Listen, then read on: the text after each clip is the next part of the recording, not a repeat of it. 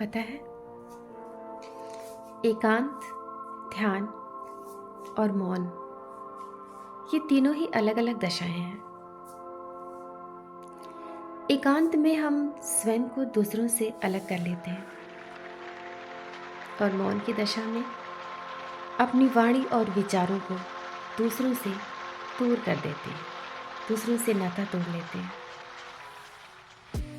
और ध्यान की अवस्था में हमारे भीतर उठने वाले तमाम विचारों को विसर्जित कर देते हैं, स्थिर कर देते हैं। अगर हम इन तीनों को एक साथ धारण करते हैं ना,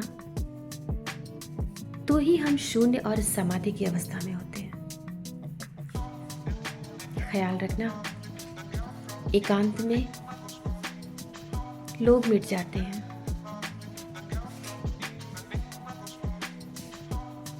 मौन की दशा में शब्द मिट जाते हैं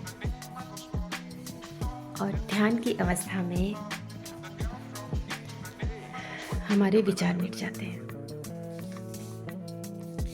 और जब हम ये सब धारण कर लेते हैं ना, इन तीनों ही दशाओं को धारण कर लेते हैं, तब हम समाधि की अवस्था में होते हैं।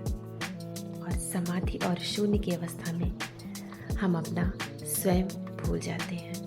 हम अपने स्व, अपने अहम, इन सबको भुला देते हैं। इस अवस्था में हम स्वयं मिट जाते हैं।